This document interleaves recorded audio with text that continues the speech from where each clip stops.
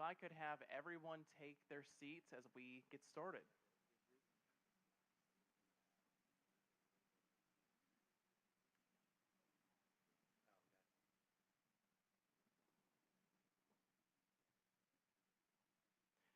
All right, good evening and welcome to the Republican Primary Senate debate hosted by the Azalea City Republican Women. I'm Cameron Taylor with Fox 10 News and I'll be your moderator. We are honored to have all of you here at Grand Hall tonight in Mobile. So a little about the Azalea City Republican Women. They have proudly served this community for decades, advancing conservative principles, supporting strong candidates, and ensuring the voices of Alabama Republicans are heard. Tonight, you have 4 of the 6 candidates seeking the Republican nomination for the U.S. Senate. Decisions made in Washington over the next several years will shape the future of our country, our economy, our border, our military, our health care, and the rights of every American citizen. These candidates are seeking your trust, your vote, and the privilege of representing Alabama. Now, tonight, there will be tough questions. Voters deserve to know exactly where every candidate stands on the issues that matter most. And we ask our audience to remain respectful and attentive, and our candidates to be direct and specific. So a few ground rules for tonight. Every candidate will have 2 minutes for opening and closing statements.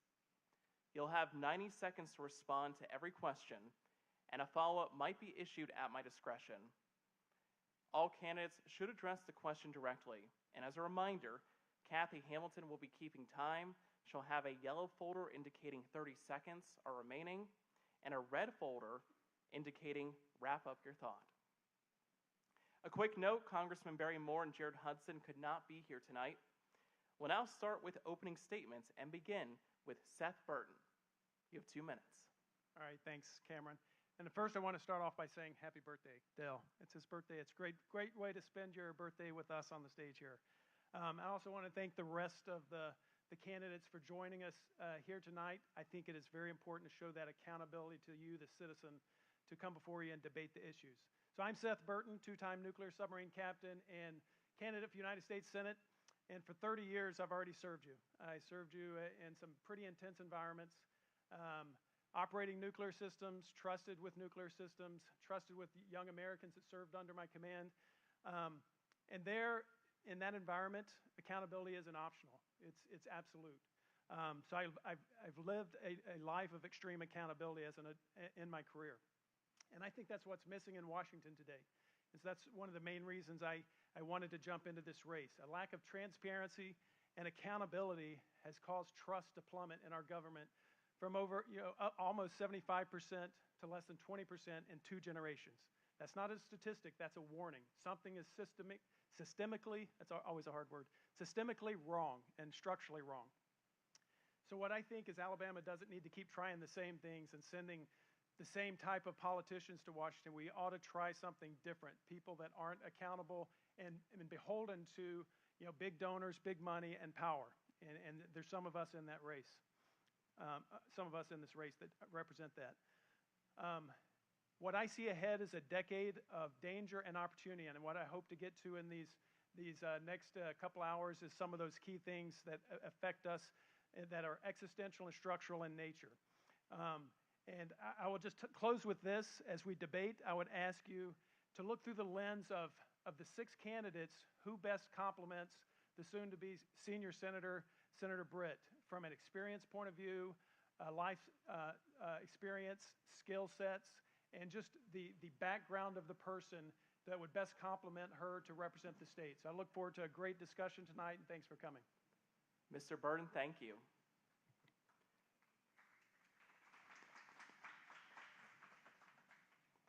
Dr. Dale Dees, you now have 2 minutes. All right, thank you. So my name is Dr. Dees. I'm from Mobile, Alabama here. This is actually just a couple of streets over. I used to eat every Sunday at Cock of the Walk. I am very glad that y'all all came. After the 19 years that I was here, I was at Vanderbilt for 4 years doing biomedical engineering, and then I went to UAB for 4 years, did medical school, and then I did 7 years of heart surgery training. At the end of that training, I witnessed some medical malpractice cases and took part in talking about what happened. And then in that process, I was terminated for telling the truth. That was protecting patient care. And this honesty and high moral code translates into what I'm going to do as a U.S. Senator. I am not going to have any meetings with any lobbyists. They are not invited to the doors of my Senate office if I'm U.S. Senator. It will save some time for me, too, to actually focus on the people. No stock trading, no PAC money now, and no special interest money. I don't want any money from anybody, really, besides just, good earned, small dollar donations, because I think that's what actually matters the most, and that money means something. Also, hopefully we talk about this tonight, but bought and paid for. That's something that's very important, because what we're finding out is that people that accept a ton of money, they are definitely going to have favors to turn back and provide for those people. And that's very important, because they're not going to be able to serve the interest of yourselves. And also, hopefully, we talk about Alabama Power and healthcare specifically, holding them accountable. But that's very important because your pocketbooks are hurting right now, and I think that's something that we really need to address. Thank you. Thank you.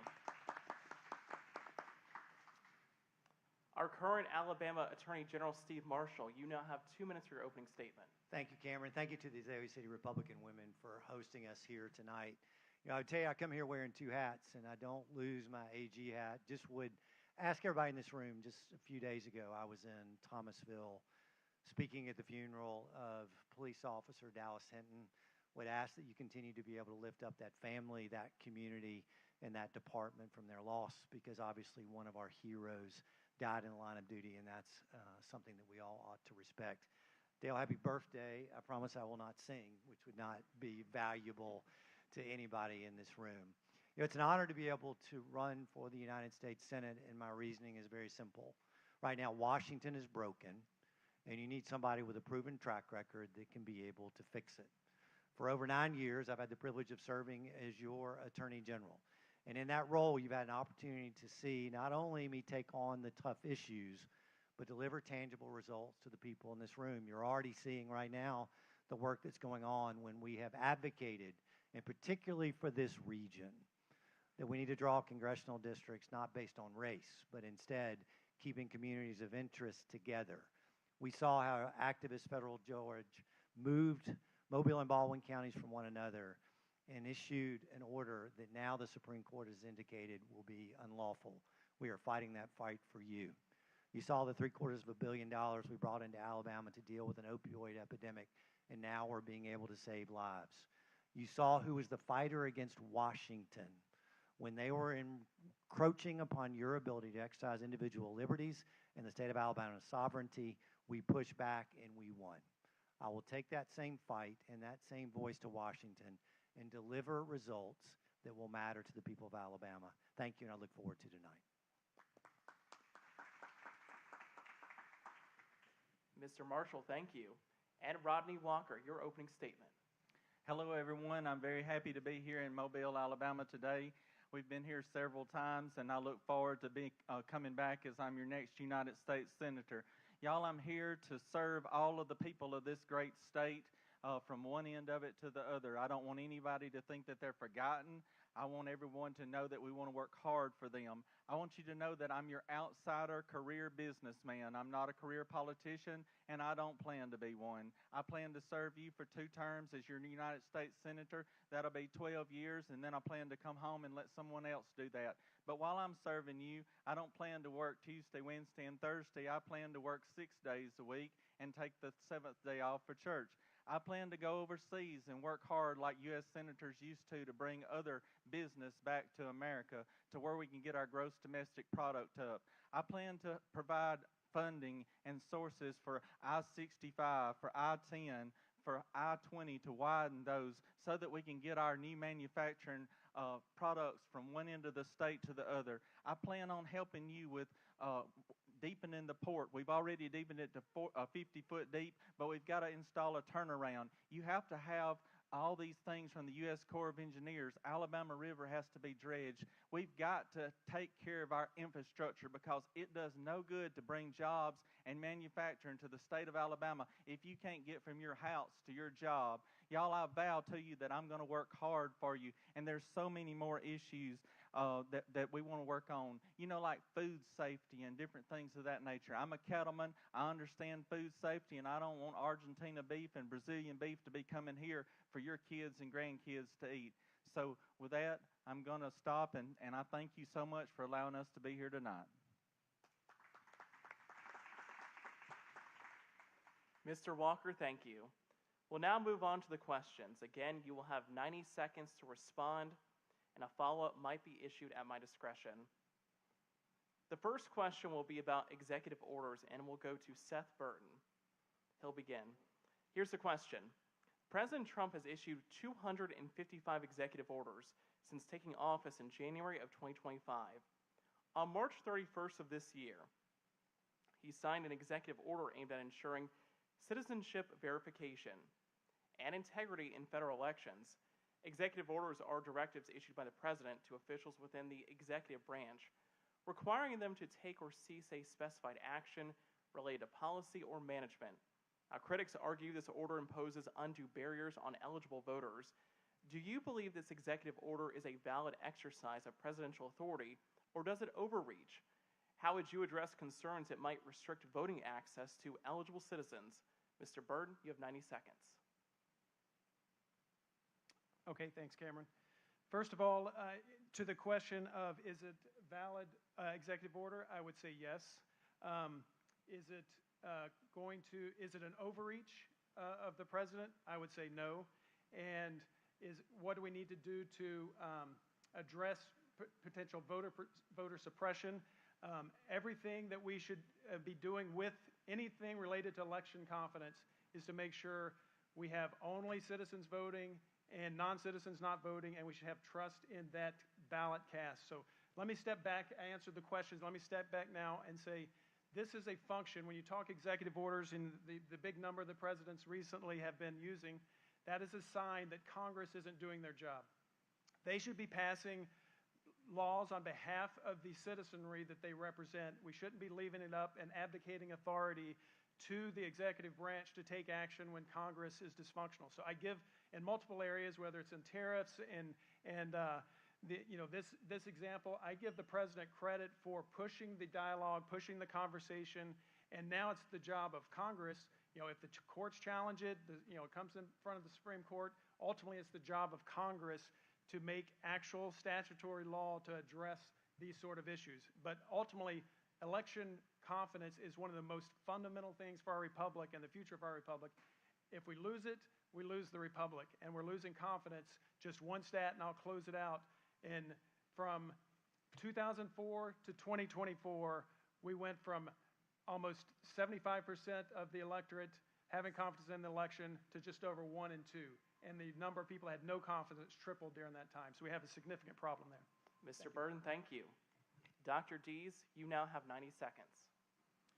Yes, so I believe you're referring to the SAFE Act. For that, it talks about driver's license no longer appropriate for being able to vote. You have to have a birth certificate or a passport. I think driver's licenses are fine. I think that really it's focused on the wrong thing, in my opinion. For instance, voter machines. These voter machines right now, they don't have third-party inspections. They are inspected by the people that built the machines. That doesn't make any sense to me. Also, paper ballots I still think are important. I think paper ballots should be there for a recount if needed. Because recounting a machine that's already considered to be a fraudulent machine doesn't make any sense either. And those are the two things that I would, really address. But to be honest with you, I think we're focused on the wrong thing. And for actual voter integrity in what's happening in real time, it's not whether you have a passport or not, because we all have driver's license, and an illegal alien is not going to have a driver's license. Dr. Dees, thank you. Mr. Marshall, you now have 90 seconds. Karen, I fully support what the president's doing with that executive order. In fact, We are one of 12 states, and I exercise the authority given to me as Attorney General to intervene in a lawsuit that's challenging the President's efforts to make our elections safe and proper.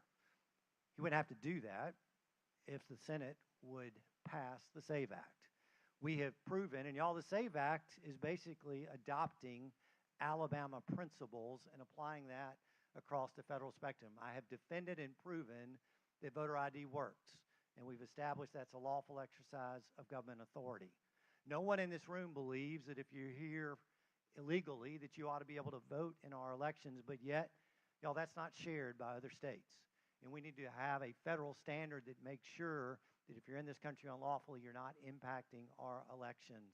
And y'all, we have to make sure that we are establishing that standard that makes it uniform to the point we get to having a presidential election, that we can have confidence that ultimately who we elect to that highest office is the one that was truly elected by the American people. And Seth said it correctly. We're here because Congress is broken and won't act. Why should the president have to issue an executive order to say boys play against boys and girls play against girls? Why should we have an executive order that somehow or another has to define who's a woman and who's a man? It's because Washington has failed in that effort, and the president's trying to provide a backstop. That won't happen if I'm in the United States Senate. Mr. Marshall, thank you. Mr. Walker, you now have 90 seconds. I reiterate what our fellow comrades up here said, that the EO that was issued by the president is extremely valid, that he can issue that, and I think that we ought to all stand behind it. I also want to go on the record here saying that we need to pass the SAVE Act. I've done a press release that says that, and there's an amendment added to the SAVE Act at this time by Coach Tuberville that says that the boys cannot be in girls' sports and so forth. So it's going to be very bad to see that if the Democrat Party chooses to vote against that, it just shows that they want to allow the boys in the girls' sports. Y'all, we don't understand in Alabama what it's the purpose of this. What I'm trying to say is we have to furnish our driver's license. We have to be legal to go and vote. So it's kind of irrelevant to us why the other states would not have this same policy. I mean, I voted a little fire station down the road from my house. I go in and they say, "Hey, Rodney, how you doing? Can you give me your license?" You know, if we go to a hotel to check in tonight, they're going to ask for our license. If we go to the convenience store to buy some items, they're going to ask for our license. This is a point that should not have to be spoken about. It should be taken care of by our representatives and senators in Congress. Thank you. Mr. Walker, thank you. Dr. Dees, you'll answer the next question first. It's about the Iran conflict. Here it is. On April 22nd of this year, the Senate rejected by a vote of 52 to 47 a resolution that would have blocked the president from ordering further military strikes on Iran. This vote represents the latest effort by Congress to reassert its war powers authority as concerns grow about the escalating conflict. Senator Susan Collins, a Republican critic of the president, voted against the resolution while also warning presidential war-making authority is not unlimited, and Congress must play a role if the conflict crosses legal thresholds. Recent polling also indicates growing public opposition to military engagement with Iran. At what point should Congress reassert its constitutional authority to declare war? Would you support deploying ground troops to Iran? If elected, how would you balance supporting the commander-in-chief with your duty to the American people? Dr. Dees, you have 90 seconds. Yes, thank you. So for the Iran war, with the congressional powers, their ability to declare war after the president has declared war, I think that's something that's very important. I think that the U.S. Senate and Congress have both, in a way, had their voices taken away from them. And I think that's something that they eventually have to come together and support. Now, the president knows some things that Congress and the Senate does not know, I think. And, you have to be very delicate. But I think at the point where we're talking about ground troops in Iran is at the point where Congress needs to agree upon that. Personally, I don't believe in ground troops. I think that the terrain in Iran, especially near the Persian Gulf on that ridge, is incredibly hard to go against, believe it or not, and that really it's asymmetric warfare with the drones that are coming through there.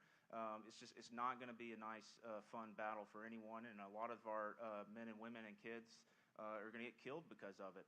There's things that we can do from a national security standpoint in our military that can do things without troops on the ground, and we should do that at all costs. And also, we should consider the people of our fine state. We have things that need to be fixed here. Money needs to go into our power bills. Money needs to go into a lot of things, and I think putting a bunch of people into a forever war like Afghanistan, Vietnam, and Iraq is inappropriate. And I think that really we need to have Congress take part in that vote. Dr. Dees, thank you. Mr. Marshall, you now have 90 seconds. Yeah, let's recognize that this didn't start yesterday. This goes back to Jimmy Carter and the failure of multiple administrations to deal with the problem that is in Iran. We need to also acknowledge that we have remarkable warfighters right now doing courageous work. And whether you feel like the president has exceeded his authority or not, our prayers and our support needs to be with our troops, and I can tell you that mine and my family is. The president has lawfully exercised his Article 2 power. I don't believe and agree, as both Senator Britt and Senator Tuberville have both voted, that they don't need to ask for additional authority from Congress at this moment. I do not support a war that is identified for a regime change, but that's not what's going on here. We have a nation that is a rogue nation supporting those that come after our country, that have killed our soldiers, that is developing nuclear capability, that can potentially have control over a very strategic body of water in the Straits of Hormuz. And we have to make sure that neither of those are part of Iran's capability moving forward. The president is working diplomatic means, but if we have to use force to make sure that we can accomplish both of those goals, then I support what the president is doing in that area. Do not support putting our ground troops there, but continue to exercise the capability we have to be able to accomplish those two goals. Mr. Marshall, thank you. Mr. Walker, you now have 90 seconds. Thank you. For 47 years, as Steve pointed out, we have been fighting this problem in Iran. We have got to solve the problem, and we have solved the problem to a certain extent at this time. I believe we have taken down their nuclear capabilities with 6,000 strikes. We also now have a blockade to where we've cut off their oil supply sales to other countries. Y'all, it's working in what we've done. We've changed out the regime and that type of thing. What we're going to have to do, and I think it's very close to happening, is we're going to have a treaty that's issued from the two countries so that we can send a group of troops in, not as military force, but as send them in to inspect these nuclear facilities to make sure that we've taken this out. We cannot deal with this next year again. We have to make sure that we've eliminated their nuclear capabilities and taken care of the problem, and then we need to bring our guys back home. And we're choking off Iran through their monetary sources for their oil. Thank you so much. I want to say this too, we need to support our commander-in-chief in this role. Mr. Walker, thank you. Mr. Burden, you now have 90 seconds. Thanks, Cameron. Okay, first of all, on the War Powers Act, I think we should understand that this is something that is not a good act. It doesn't align with the Constitution, and essentially, back to the first question, it's another example where Congress doesn't want to make a decision. They're dysfunctional.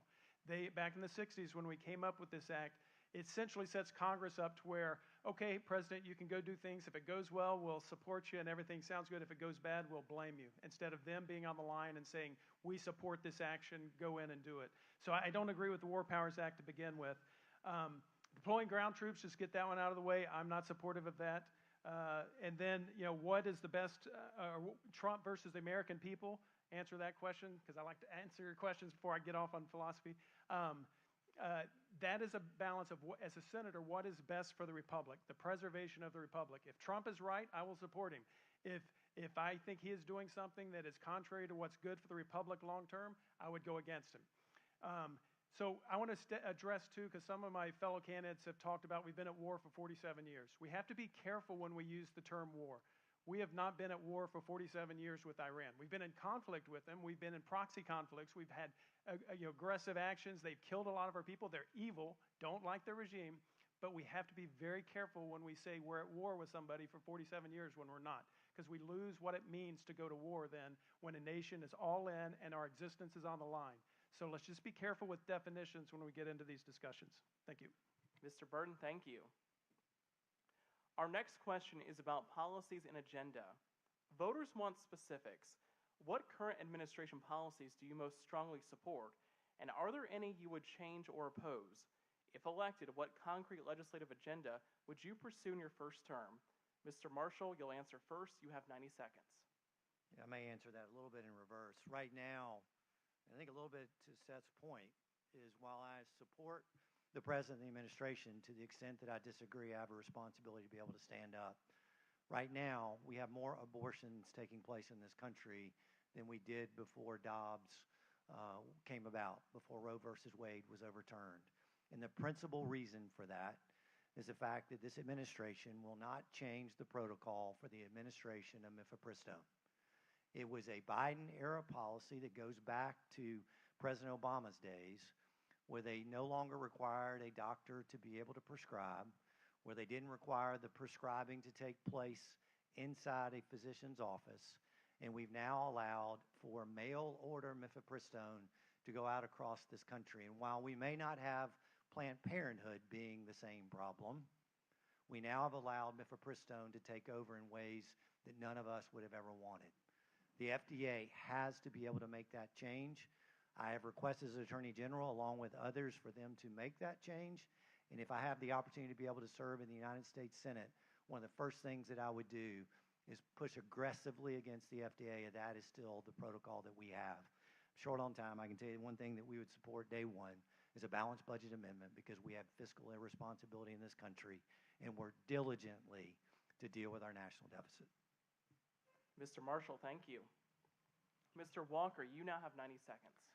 So one thing that I would oppose that a lot of people don't know about is a rule called EUDR. It's called the European Union Deforestation Regulation. That slipped in the back door of America. And let me explain to you.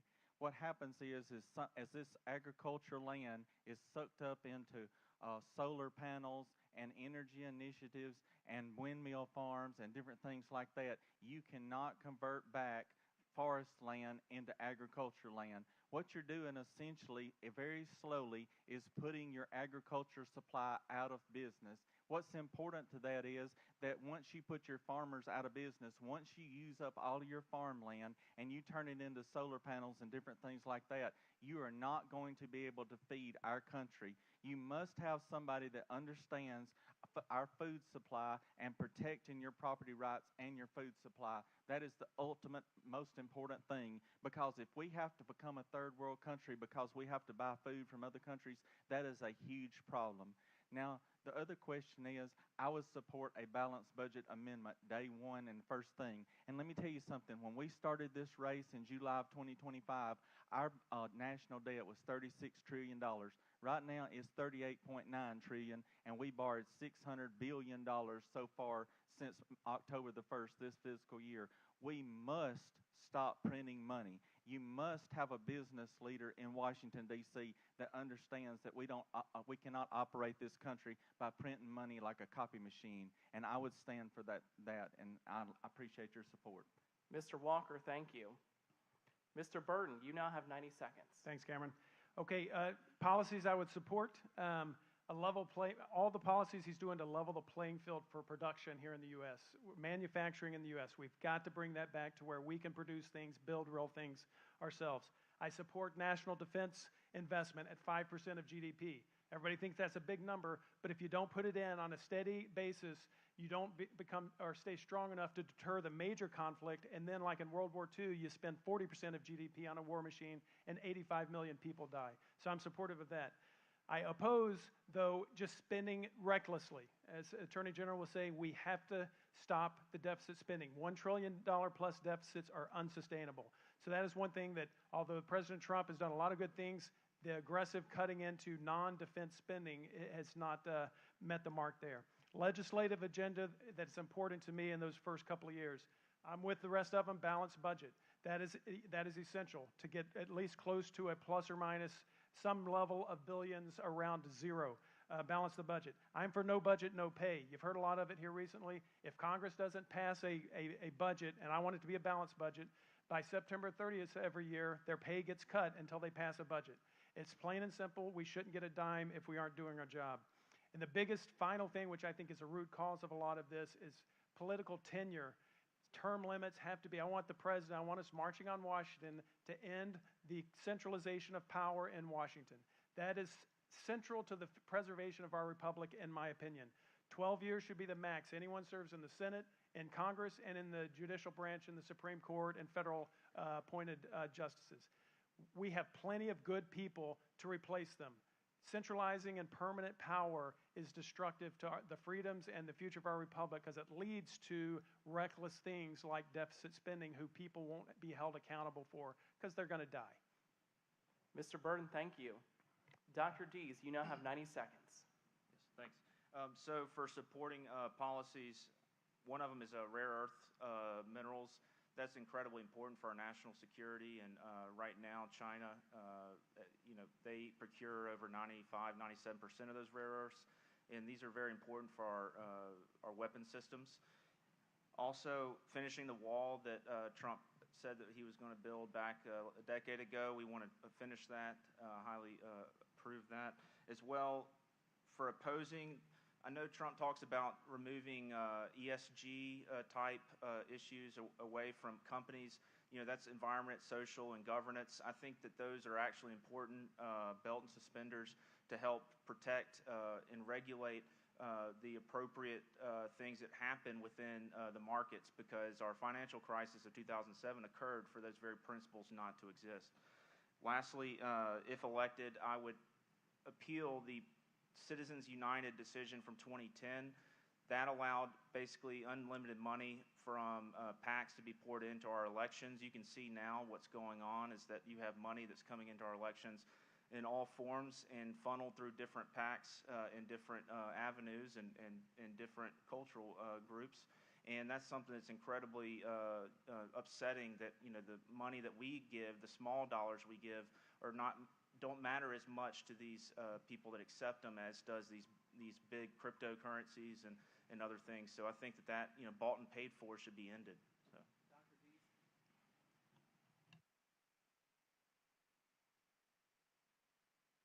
Dr. Dees, thank you.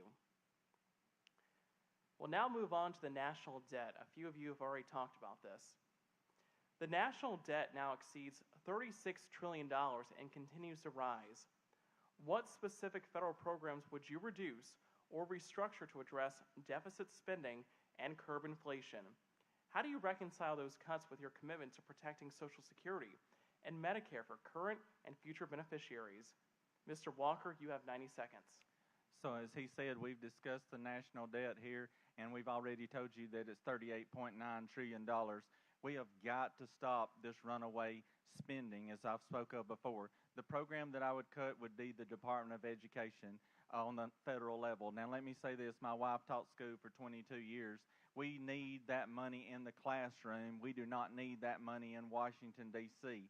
That's very important. It's very important that that money get to our schools and down to our children, not wasted in any type of bureaucracy. He spoke about Social Security. We've got to protect Social Security.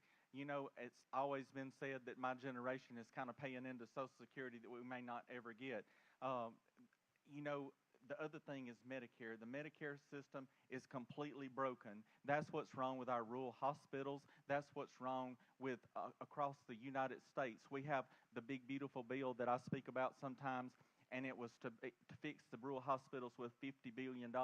But time you divide that over 5 years, and then you divide it over the different states, and then you divide it over the hospitals, they only get $2 million a year, basically, to be able to spend, and it has to be on capital improvements for the hospital. We have got to make sure that every person in America is paying their fair share of tax. When you do that, that's going to increase the revenue going into the Medicare system and the Social Security system. We don't need non-citizens drawing off of any of these different systems or things that we have, but we've got to protect what we have in place already. Mr. Walker, thank you. Mr. Burden, you now have 90 seconds. All right, thanks, Cameron. First of all, just to put it in context again, because I like numbers. When 1972, when I was born, debt to GDP ratio was about 26%. 1994, when I entered the Navy, it was up to almost double at 48%. And then when I left the Navy last year, it was over 120% debt to GDP ratio. You see that as an exponential, unsustainable curve, so we have to do something about it. So what do? We have to have our honest, hard conversations. For example, I'm with Rodney, Department of Energy. There's easy things like that give you, restore power to the states, authority to the states, and save in the tens of billions of dollars. There's a lot of redundant programs in the financial security world for, to make sure, the needy get some help. But those are a lot of redundant programs that lead to a lot of waste and abuse. So we need to put those at the lowest level possible where there's the highest level of accountability. We do not do well at the federal government from an accountability point of view and managing those big monies. But ultimately, even if you do all those things, you're talking hundreds of billions of dollars, not trillions. So we have to have real people that are senators and congressmen that go have real conversations about Medicare, about Social Security, what do we need to do, and allow it to make decisions that have the time horizon available for people to plan appropriately. A change in Social Security to me at age 54 is much different than someone at 65 or 70. So we have to change things out in the future. You have to have senators looking far enough out to say, this is what we have to do to make sure in 2034 right now, everyone's going to get an automatic 20% reduction in Social Security if we don't do anything about it. So we have to have those hard conversations. Mr. Burton, thank you. Dr. Dees, you now have 90 seconds. Yes, the one thing I would remove is the Department of Education. I think that the states should have the right to decide how they're going to educate their kids. I think the states around the United States are all different, and the state rights are important in that area. For protecting Medicare, I think that taxing, some people don't want to hear this, but taxing the 1%, if everyone else gets taxed, all my policies are about equality, making sure that everyone puts in their fair share, and taxing the 1%, in my opinion, is important because everyone else gets taxed. So that money could be used to help with Medicare, and also we can focus on health care stabilization with the insurance programs, an all-payer system where everyone basically is reimbursed the same, whether you're a UAB hospital or a rural hospital in Atmore. All that, when you do that, you make the bills where they are all stable and predictable, and these things can help improve the stability of Medicare and also just the national debt. Dr. Dees, thank you. Mr. Marshall, you now have 90 seconds. Yeah, I think I spoke earlier, balanced budget amendment, day one for me. Second is to advocate that we reduce our spending back to pre-COVID levels, except for our national defense immediately. Follow that with a plan moving forward. I've always loved, and it's very simplistic, a plan offered by Heritage Foundation a few years ago that we begin taking pennies off of every dollar of every federal budget that we otherwise approve. I likewise share a belief that the Department of Education is providing no tangible benefit to us in this country. In fact, had to fight their efforts to be able to use federal grant dollars to the Department of Education to be able to fund CRT in our state, and we pushed back on that. We won. We pushed back against a school lunch program that was going to require a change in the definition of gender, and in that we won. It wasn't going for dollars to help kids in any way. It was pushing a liberal agenda, and the Department of Education needs to end. Y'all, I hadn't figured out why DOGE was a bad thing. And we need folks that are willing to uncover waste, fraud, and abuse in the federal government, and who better than a prosecutor to be able to help dig in. You've seen the stories out of Minnesota. You've seen the stories out of California of wasted federal dollars, and we need to recapture those and put them back where they're earning their fair share and doing things to be able to help us. We need to examine what we're doing with foreign aid.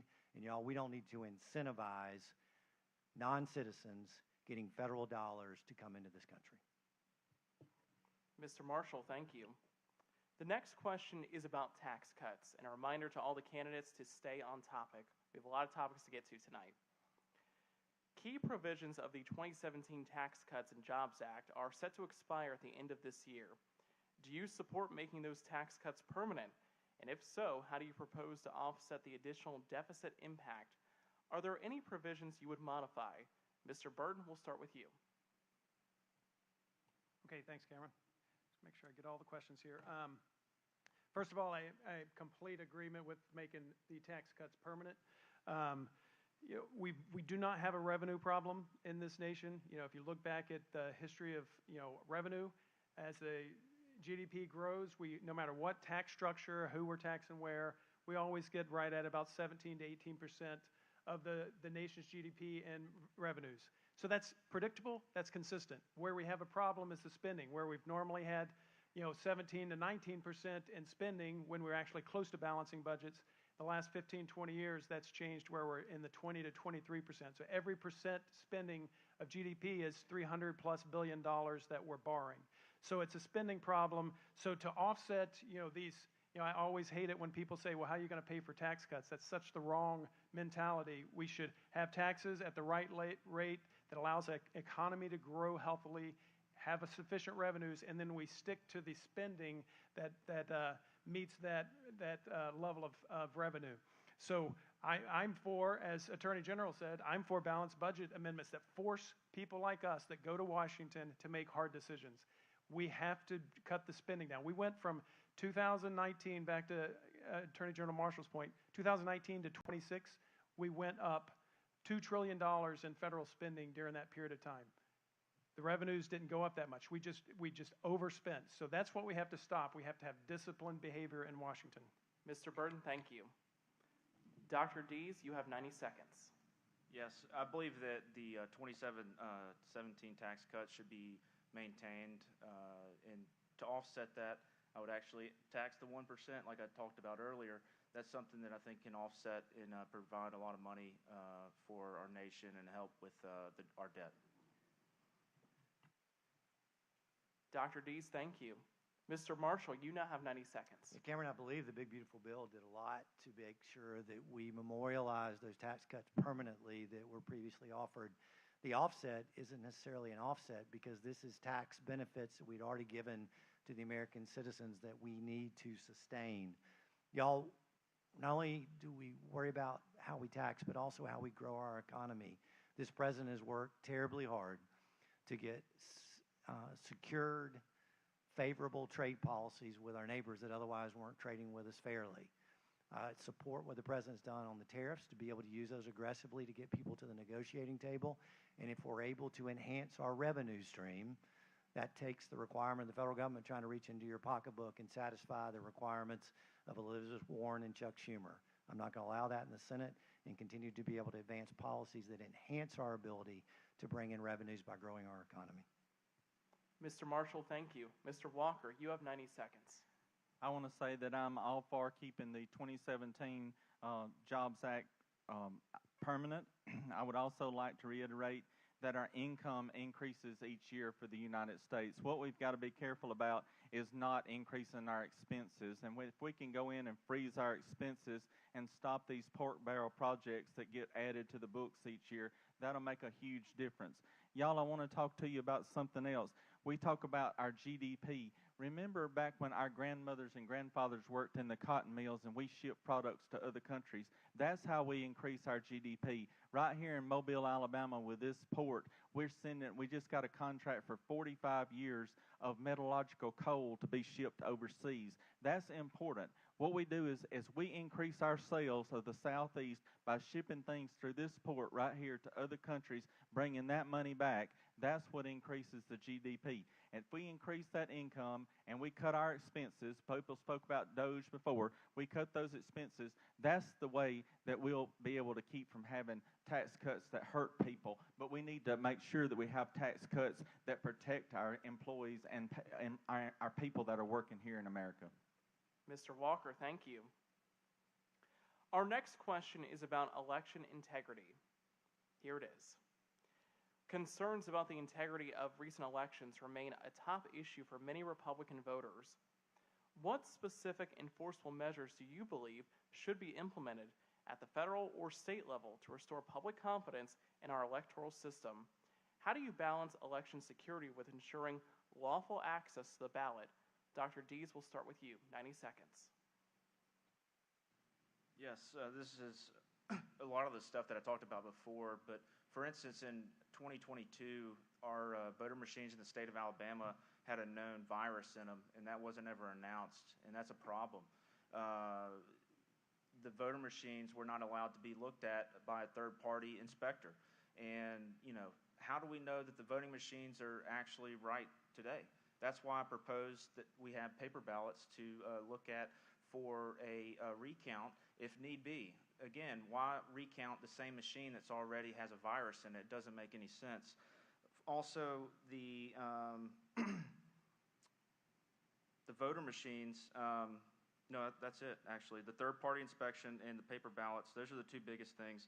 And to balance the lawful issue, I think that, again, driver's licenses are appropriate to use, and I'm not sure why they don't allow those for the SAFE Act. So, Dr. Dees, thank you. Mr. Marshall, you now have 90 seconds. SAVE Act number one, why it's not passed, and why John Thune can't explain why he can't put a vote out for folks to be on record about where they stand is inexcusable, and I think it's a lack of leadership in the fact that we haven't seen that already. Y'all, we've had to fight, as your Attorney General, other states to ensure that Alabama had some sense of fairness with the elections, where we fought Pennsylvania, for example, that when they had mail-in ballots and wanted to be able to count those when they occurred, or at least were mailed in after the election, where they didn't have a postmark to be able to show that they were validly cast on time by an election day, but yet you had liberal activist judges in other states who wanted to be able to permit that to take place. That's inexcusable, and that's something that Congress can take action on. While the Constitution speaks specifically to the authority of an election, allowing time, place, and manner is something that Congress can be able to weigh into. And while I don't believe that the federal government ought to tell states how to do every aspect of their election, there ought to be broad parameters that are widely accepted on how we can make sure that people can have confidence in the election and that we can have those elections secure. As a United States Senator, I'll act on that. Mr. Marshall, thank you. Mr. Walker, 90 seconds. I'm going to answer this one quite simply, but I believe the SAVE Act is also the number one thing. And the second thing is that we do need third-party certification of these machines. Now, I just want to say again, I don't think Alabama is the problem. We've got these other states, a very few states, that are just allowing their elections to run rampant. I believe that we have good people in our state that will oversee our elections and do a very good job of that. And so those are my 3 points. Mr. Walker, thank you. Mr. Burton, 90 seconds. Thanks, Cameron. I might differ from Rodney a little bit here, so this is good. First of all, it's not just about fraud. It's about the perception of fraud. Anything in our system that allows you to question whether fraud can happen is bad for our system. Because if we don't have confidence in the election, I go back to the numbers I shared earlier. Now they have a little bit more time. In 20 years, we essentially went from 75% down to almost 50% of people that trust our elections. That's a big deal. And then we went from 6% up to 19% that had absolutely no confidence in our elections. That's a big deal. So we have to, everywhere along the way in our election process, we have to look and say that's an avenue for fraud. We have to stop that. So here are my measures. I'm a paper ballot guy. I'm a same-day voting. I'm a holiday. It should be a voting holiday for everyone. And there should be absolutely no machines involved. Our democratic fellow countries in Europe don't use machines. They use paper ballots because they don't trust them. Why do we trust them? I'm going to also give us a data point that gets back to areas of fraud that are possible in Alabama. Because while I don't know how much fraud is happening here, the fact that in the 2024 general election, we were one of 9 states in the union that had more registered voters than voter-eligible population. So that's a problem. And at the same time, we had the highest cost to try to get our voter rolls to where watchdogs can watch and make sure we're doing things right. We had the highest cost to get that data. So that should be available to citizens to be watchdogs against their government. Mr. Burton, thank you. Our next question is about inflation and cost of living, 2 issues that impact everyone. Polls consistently show Americans rank the cost of goods, services, healthcare, and housing as their top concerns. What is your specific legislative plan to bring down consumer prices and alleviate the financial burden on working families? What role, if any, should Congress play in addressing Federal Reserve policy, Mr. Marshall, we'll start with you, and you have 90 seconds. A couple of areas here. The federal government is not the panacea to deal with the affordability problem, but they do have the ability to impact policy in a way that impacts positively the pocketbooks of Americans. Energy policy being number one. The Biden administration took away one of the greatest assets of this country, and that is the natural resources that we have here abundantly that allows us to be able to drive affordable and cheap energy across our economy. When you take away the ability to use coal, when you take away the ability to use natural gas, then all you're doing is handing our energy issue to Nancy Pelosi, to AOC, to those that don't share the philosophy that we have here in our country and would work hard, as the president said, drill, baby, drill. Rodney, I think you talk about that as well, is to unlock again that untapped resource that we have in this country to be able to allow us to have affordable energy again and to be energy independent. When we see so much of the increased costs on housing relate to the regulatory environment that takes place, we have to work hard to not only remove the federal government from the burdens that we see our builders face. I had to help fight that battle on energy efficiency standards that were coming from the federal government. We fought back and we won. And we also need to be able to create incentives that allow for first-time buyers to be able to get in the housing market in a way that we can drive not only demand, but to be able to increase the supply that we have to consumers across our country. When we get the federal government out of the way, the market works. Mr. Marshall, thank you. Mr. Walker, 90 seconds. So Steve is right about getting the government out of the way. That's most important. And I do say all the time, I say drill, Bama drill is what I say, because in other words, our state is very rich in crude oil. It's under Covington County, Conecuh County, Escambia County, and all of these counties across the southeast. But what we've done, if you look on the Oil and Gas Board website, is those wells say that they're dry. It's because they're all about 1,000 or 1,200 foot deep. We've got to step back up on top of those wells and drill down. I want you to know, if you don't know, that we have a refinery in Saraland. We have another refinery in Moundville, Alabama. We have the capabilities in Alabama to increase our gas and diesel fuel production. What I want to say is that he asks a lot of questions, but if fuel controls the price of everything. I'm in the fuel business.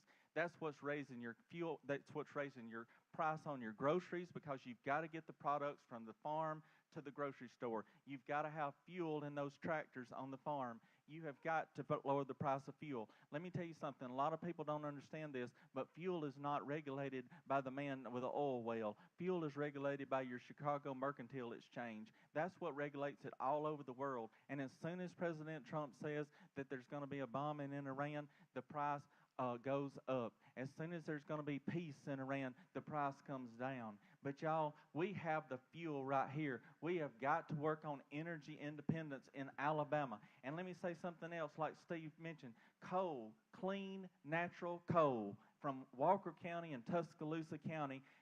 We are not polluting the atmosphere. There are scrubbers on those plants at Miller Steam and other places that scrub that coal. But the Biden administration took that away from Alabama Power and other companies to be able to use that coal. Mr. Walker, thank you. Mr. Burton, 90 seconds. All right, thanks, Cameron. Okay, I'm going to come back to energy because that's a great discussion there. But it all starts with our monetary and fiscal policy in the government. If we don't keep a stable dollar, if we don't maintain interest rates low, everything gets unaffordable.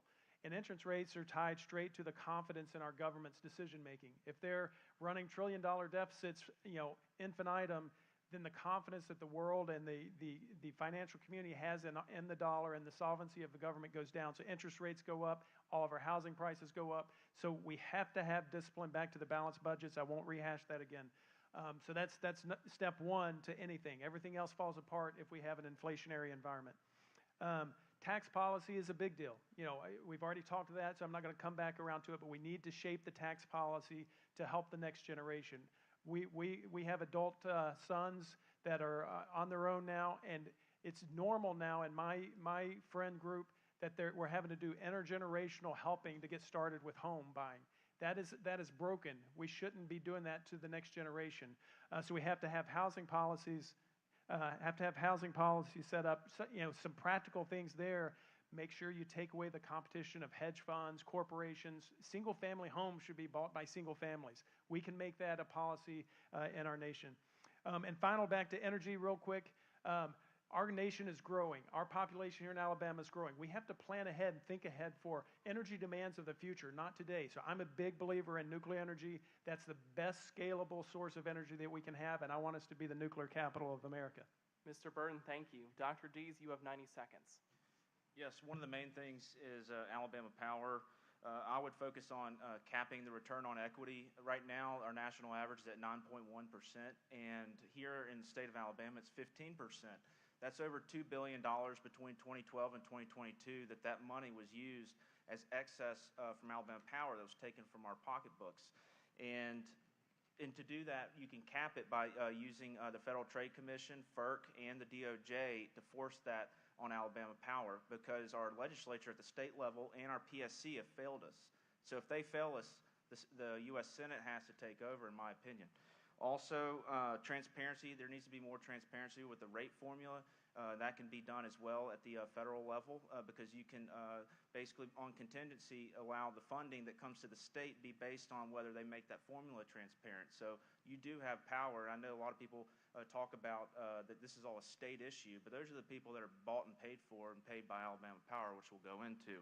Also, Pascagoula, Mississippi, they have the Gulf LNG, which has been delayed, that needs an extension for how much they need to do for LNG exports, and that can be done with a senator that's actually strong and wants that to happen, and that can interface with the Gulf Stream pipeline that comes out of Coden here in Alabama, and that's something that can be done. And my question for Marshall is how are you going to reduce prices with energy if you take over $100,000 from Alabama Power? Dr. Dees, thank you. I will give Mr. Marshall a 30-second rebuttal on that. My financial reports are available for people to be able to review. We haven't taken $100,000 from Alabama Power. Thank you, Mr. Marshall. And a reminder to candidates to keep your responses as close to 90 seconds as possible. Our next question will be about DHS and immigration enforcement. Several Democratic-led states and cities have taken steps to limit cooperation with federal immigration enforcement agencies, including ICE. Some have called for defunding or abolishing those agencies. What action would you take to ensure federal immigration law is enforced nationwide? And how would you address the political and public relations challenges these agencies face? Mr. Walker, we'll start with you. 90 seconds. So I'm totally against defunding any of our law enforcement agencies across the state of Alabama.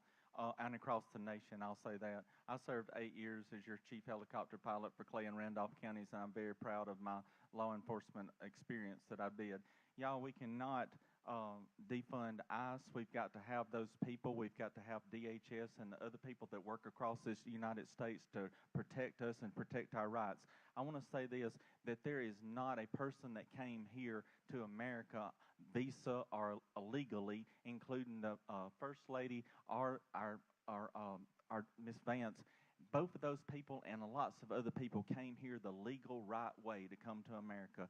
They did what they were supposed to, and they despise anyone else that tries to come here illegally. It was very wrong for Biden to open up our borders. It's been wrong for us to fund these people to stay in hotels and give them $4,500 a month Visa cards. And when we have our people that are some of our vets are sleeping on the street and homeless, we have got to take care of our own people. And there's a right way to come to America, and we've got to fix that. In other words, the last time our immigration system was worked on was 1985 under President Ronald Reagan. And it's time that we look at our immigration system again from our Senate and Congress people. Mr. Walker, thank you.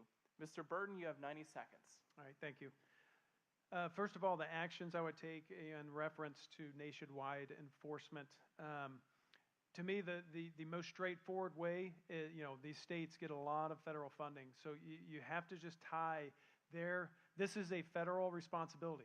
The immigration, it's very clear in the Constitution that immigration is a federal responsibility. Security of the borders is a federal responsibility. So all of these sanctuary cities, states, whatever they want to call themselves, are in direct conflict with the Constitution. And so we need to hold them accountable when they take those actions. They need to, and the president's done this in a lot of ways, and I know there's a lot of court cases on it, but we have to take away their funding to where they feel pain for going against what is a constitutional responsibility of the federal government. And as far as taking action, we have to, no matter whether there's Minneapolis, for example, if there's resistance state and locally, we have to still direct our federal agents in there to do their role. We cannot let there be parts of the country that become off limits to where the federal agencies tasked by the Constitution to do their duties all of a sudden can't get access to certain. So we have to push state and local officials to deal with that. And if they push back, then we deal with that in the courts, and we deal with that in proper civil ways. I know I'm short on time here. One of the key things was the PR relations of those agencies.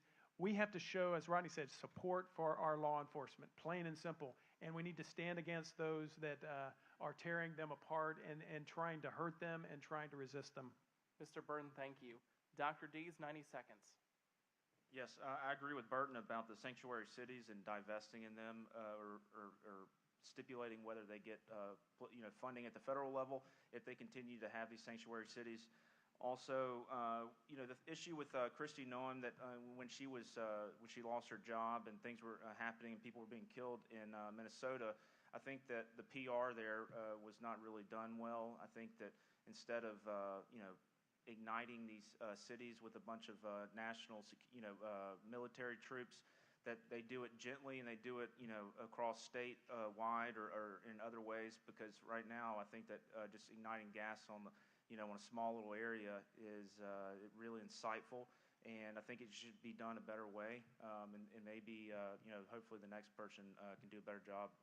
So, Dr. Dees, thank you. Mr. Marshall, 90 seconds. I'm not going to let liberals from Minnesota, from California, from Oregon dictate what law enforcement does to exercise a lawful duty. ICE agents came to my office just a couple weeks ago. I invited them over for lunch to tell them I got your back. And the state of Alabama has your back. And these are men and women who are dedicated to a calling to be able to do their job, and that's to enforce the immigration laws across this country. If we don't have a secure border, we're not a nation. If we don't enforce the law, then we allow for there to be a society of chaos. Alabama clearly is not California, Minnesota, or Oregon. We've allowed the laws to be enforced here. There hasn't been a problem. There hasn't been an uproar. To the extent that there's a PR problem, it hasn't been created by our federal immigration officials. It's been created by liberal politicians using the media to drive a narrative that it is not true. Y'all, I'm proud of the work that we've done in Alabama, particularly around the 287G program. Would support that in the United States Senate to be able to enhance the opportunities of state officials to be able to execute immigration laws. Would also support and actually oppose any effort to try to take away the ability that we have to put detainers lawfully in state facilities when illegal immigrants are there, and then would help authorize ICE to be able to deport those individuals back where they belong. Mr. Marshall, thank you. And with that, we are halfway through this debate. We'll continue. Our next question is about outside financial influences in politics. There's evidence well-funded outside interests, including foreign-linked entities and domestic political organizations, are financing opposition movements and civic unrest. Do you support legislation requiring full transparency and accountability for organizations funding political protests and influencing campaigns? How would you draft or support such legislation without infringing on First Amendment rights? Mr. Burton, we'll start with you, 90 seconds. Thanks, Cameron. Okay, first of all, outside money influence is a huge deal. I mean, and Dale's already mentioned it earlier, but if you just look at the explosion since Citizens United of, we are limited in what we can take from private individuals, but companies and corporations through PACs and super PACs can spend billions. And just in the election since that passed, it's gone up by multiple billions every election. And even in 2024, it's like over $4 billion of PAC money, and I think 20% of it, roughly 20% of it, was by 100 people. And so that shows you how much you're centralizing the impact. So I'm for absolute full transparency. I'm a believer in transparency no matter what when it comes to the government. So people should have to be completely open about where their money's coming from, who's giving it to them, and that should be auditable, especially with nonprofits and PACs. that should be a legal requirement. Now, whether it crosses the First Amendment, I see no conflict between freedom of freedom of speech and freedom of gathering and everything else under the First Amendment, with required transparency and to where the public can see where the money's coming from, because where the money's coming from is where the control is going to be, plain and simple. If I am beholden to tens of millions of dollars for people that have supported my candidacy, then I'm not going to be as loyal to you as the citizens. That's just the way, unfortunately, it works in our power system. Mr. Burton, thank you. Dr. Dees, 90 seconds. Yes, so like I was talking about earlier with Citizens United, so 65 to 1, that's how much money was poured into the electoral system after 2010 when that Supreme Court decision to overturn it occurred. 65 times more money. What does that mean? That means that the people here don't get a voice, and the people that accept, the PAC money, the people that are giving that money, are the ones that get the voice. And those aren't the people; those are corporations. And it's time that we fix that, and it's time that we take back our political system. Republican, Democrat, rhinos, whatever you want to call them, they're all starting to look the same to me. And I think that we need to go back to our original Republican roots. I'm a Reagan conservative with traditional Tea Party values, and I think that the Tea Party movement was a great movement. And I think that right now, too many people are accepting money for their electoral, votes. And also AIPAC, I've written about this online on Facebook, but I believe that AIPAC should be designated as a foreign organization. AIPAC is giving too much money, and Israel is benefiting from it, because the money is pouring in from Israel into our country, and this whole idea of America First is being lost, because really right now, like some candidates, today, Moore and Hudson, this Israel First is inappropriate, and we need to protect the people here first, because we're having a hard time heating our homes and electricity. So, those are two things that I would do: is appeal Citizens United, and then designate AIPAC as a foreign organization. Thank you. Dr. Dees, thank you. Mr. Marshall, 90 seconds. Fully support transparency in all aspects of campaign finance, whether it be foreign influence or domestic. And I think we have the ability, even within the parameters of Citizens United, which is going to deal more with dollar amounts than it is the transparency of where it came, that we have the ability through federal officials to be able to adopt legislation that can create enhanced transparency in that regard. To the extent that Dr. Dees is pointing a finger at the nation of Israel, I would absolutely object to that. AIPAC has the ability to be able to contribute to campaigns just like any other PAC moving forward.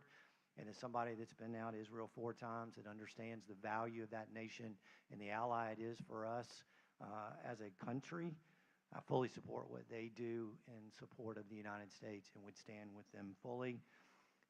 I can also tell you that I've never been influenced by anybody that's contributed to my campaign. You've got 9 years of my time as Attorney General. You can look at every campaign finance report I've ever received, and you can look at my record in standing for you. I answer to you. I don't answer to those who've given me money. Mr. Marshall, thank you. Dr. Dees, if you want to have a rebuttal, you have 30 seconds. I would love to. So pointing the finger at me for Israel, so I believe in the biblical importance of the Jewish people, but having a blank check in funding Israel and funding Ukraine and having people here suffer is inappropriate, and trying to create this into some type of biblical issue, it's not. Me supporting AIPAC to be designated as a foreign organization is appropriate, and I think the majority of the country actually agrees with that. And also, the whole bought and paid for issue I'm talking about with what Marshall mentioned is that, from Blue Cross Blue Shield to Alabama Power to the Creek Indians and Atmore, I mean, you name it. It's a rap sheet of money that you've accepted, and I think that, you actually haven't been supporting the people of this state, because look at Huntsville Health and Crestwood merger. I mean, that's, Sam's is on BCA, and you've taken over $800,000 from BCA, and the CEO of Huntsville Health was Sam's. Dr. Dees, thank you. Thank you. Mr. Marshall, 30 seconds for rebuttal if you would like. Yeah, it's amazing how he plays with facts. Dr. Dees claimed that I was a Porch Creek Indian. Y'all, I'm born in Atmore, Alabama, but I'm not a Porch Creek Indian. Facts matter. You can look at my record of over 9 years and see what I've done.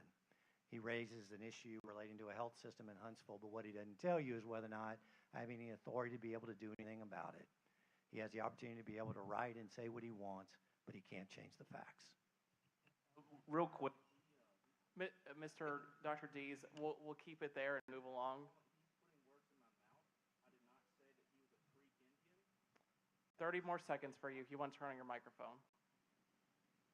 He said that I told him he was a Creek Indian. His uncle, Arthur Upgrove, is a Creek Not Indian. my uncle.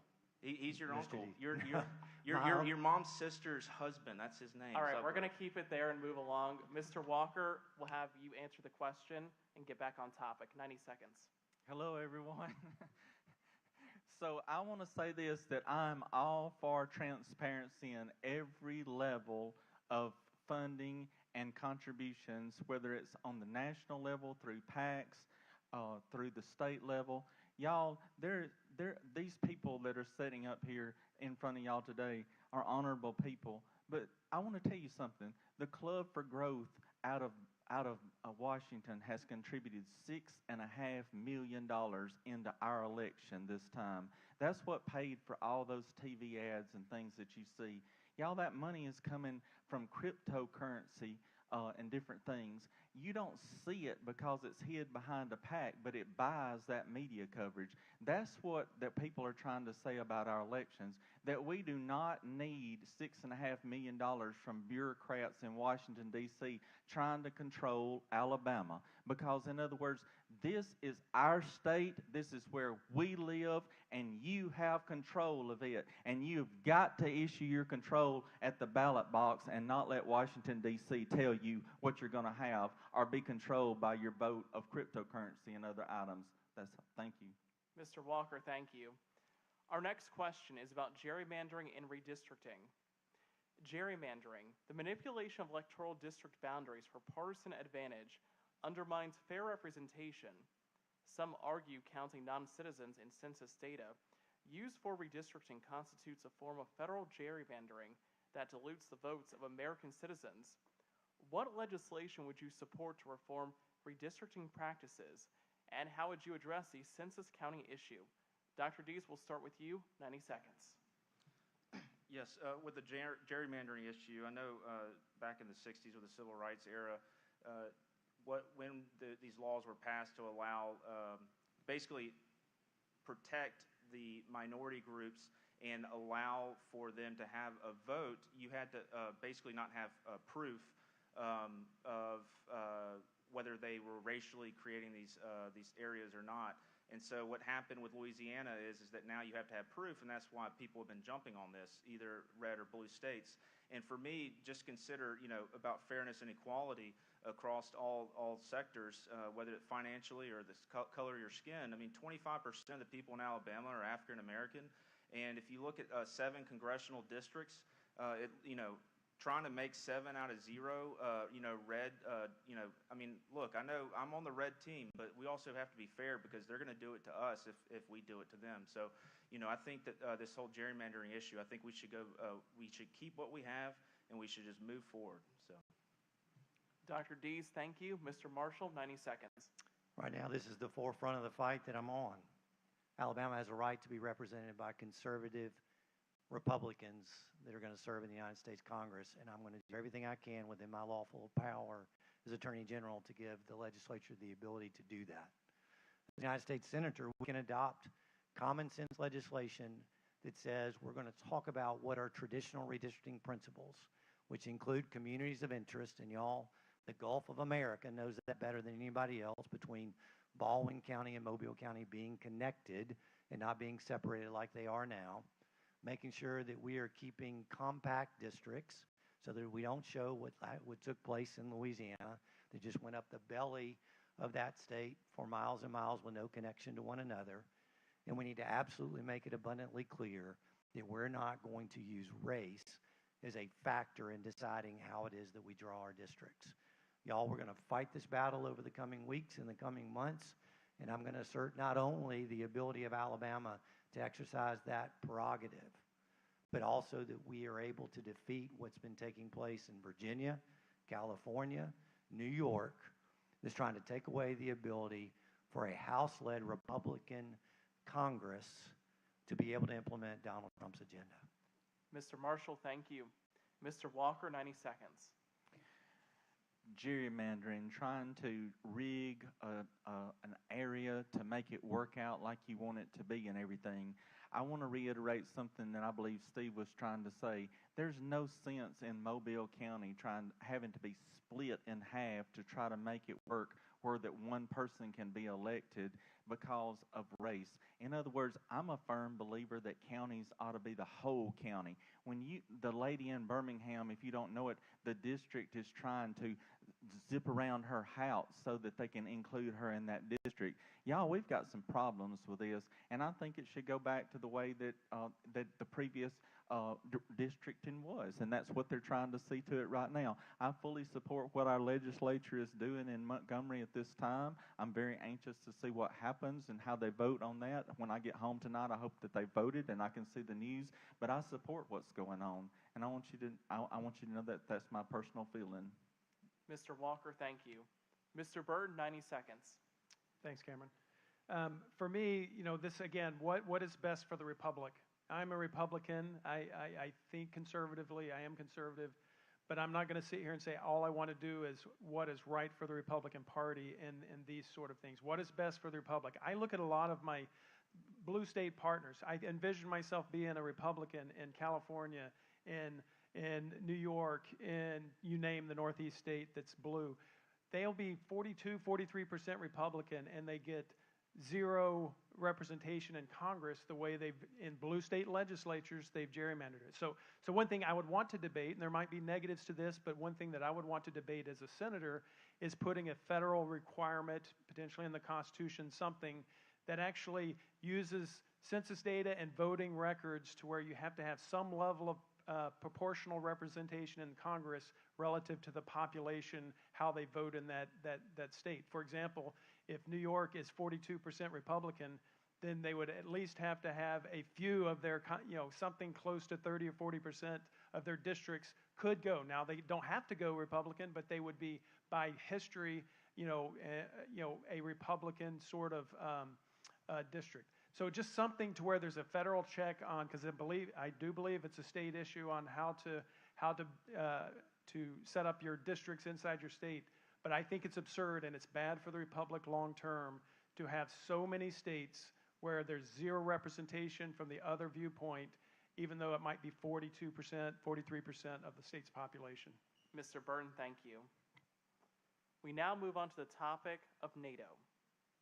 NATO was founded after World War II as a collective security alliance originally designed to deter Soviet aggression. The geopolitical landscape has changed dramatically, and allies are increasingly expected to meet the 2% GDP defense spending threshold.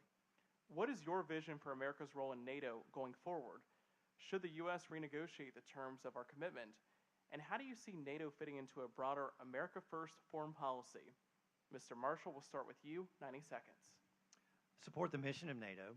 We ought to have our allies working together with us to have the collective security of those that are friendly to the mission of this country. But we cannot be the bank account for all these other nations and their security. We see it with the United Nations. We've had to fund the United Nations, and y'all, frankly, I got to ask you, what have we gotten out of it? We've gotten policies like Dr. Dees talked about earlier, ESG. We've seen the effort of the left to be able to manipulate these institutions in a way that are adverse to our national interest. And at some point, we have to say enough is enough. When we see the president right now that's not able to get many of our allies in NATO to be able to support the mission that we have right now with Iran, we have to question our involvement and the extent of our involvement with those allies that we have in Europe. And so I would continue to believe that we have to assert each of those nations has a responsibility financially to contribute through the resources of their own particular militaries to be able to support. And then we have a common goal and mission in which we rally around one another and continue to live up to that identifying feature that NATO began with, and that is we want peace through strength and to be able to use it with folks that share our shared vision. Mr. Marshall, thank you. Mr. Walker, 90 seconds. I believe that NATO was set up for a good purpose when it was set up, but as we are looking at it right now, we're in Iran fighting for a lot of other countries, to make sure that the oil is flowing through the Strait of Hormuz and other things. But the problem is that the other countries where that oil is going, they're not there to support us, and they're not financially doing that. Neither are they militarily supporting that effort. We cannot be the police of the world, and we cannot fund every skirmish that there is over the world to protect everyone. I believe that we have a humanitarian right to help countries and to be there for them. But the thing is that, again, we cannot be the police of the world. If this program is outdated and it's not going to work anymore and it cannot be worked out, then we must remove ourselves from NATO. I just believe that it's very important that we worry about America first. That's what we're here to talk about a lot of times, 250 years and America first. Let's be American first. Mr. Walker, thank you. Mr. Burton, 90 seconds. Thank you, Cameron. Okay, first of all, we've worked with our NATO partners, even before it was NATO, for 100 years. I mean, these are our allies. These are our brothers and sisters. These are the ones that share the Western ideals. Now, we have to fight what's happening in the Western world with a shift based on demographic shifts, which is a whole different conversation. But they are our allies. They are our partners, and we've gone through many wars together. So I stand firm with them. I believe in NATO, but I do believe they have to carry their load. They should be putting 5%. I'm an advocate for 5% of our GDP. They should be doing that as well. I've served with them. I lived in Europe. I saw them back in the earlier days where they would be putting 1 to 2, 1.5% to GDP of their GDP, and then have these huge social welfare programs because we were going to protect them. We can't let that happen. They have to carry their own defense, because then it's a collective defense, and against our biggest existential threat, which we need to deter a conflict with, which is China. We need to stand united. All we have to do is look back at the history of Greece and the Peloponnese. The team that has allies wins big wars. The team that doesn't have allies and partners loses big wars. So you look at Athens and Sparta back then, that is true through history. And so we need our partners, but they need to be held accountable to develop their own defense, their own capabilities, invest in their defense, and not rely on us to carry the entire load. Mr. Burton, thank you. And we'll get to China shortly. But before that, Dr. Dees, you have 90 seconds. Yes, thank you. I think this is important. There's a lot. There's things that that Trump's done that I'm not a huge fan on. There's a lot that I am a fan on. For this specific topic, NATO, I think is a brilliant idea. For instance, with the World Health Organization, Department of Education, all these things. If it's not working, do away with it. And with NATO. Even if we do stay in, this is a defensive posture type agreement. This isn't an offense. And, I know that Trump's upset that, some of the countries haven't provided, or haven't jumped in on this offense that we're running. Technically they don't have to. So the thing is, though, is that NATO is something that I do think is important, but we also have to make sure that they put in the same amount of money as we do, because they sure do have it. So thank you. Dr. Dees, thank you. Moving on to talking about China. As the United States and China navigate an increasingly confrontational strategic and economic relationship, concerns are growing about Chinese nationals and entities buying American land and property, especially near military installations. Do you support federal legislation to prohibit or void those purchases on national security grounds? What is your broader strategy for countering Chinese influence and economic espionage on American soil? Mr. Walker, 90 seconds. Thank you, sir. So let me say this, that when my grandfathers both were in World War II, they came back home, and the one things that they told me was these countries would take over America without ever firing a shot. When I was a little boy, I didn't really understand that. At this time, I'm looking at y'all, and I'm telling you, I understand what that means to take over our country without ever firing a shot. I'm absolutely 100% against these foreign entities owning our land. Let me tell you some facts. 2,198,000 acres of your land in Alabama, agriculture land, which has got forest products or pasture land, is owned by foreign entities. That is unacceptable. Y'all, that makes us number 3 in the nation. Number 1 is Texas.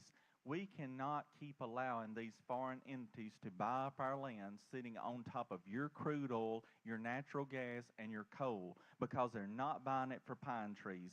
Florida has made laws to take it back. It's time that we do it in Alabama. It's time we do it all across the United States.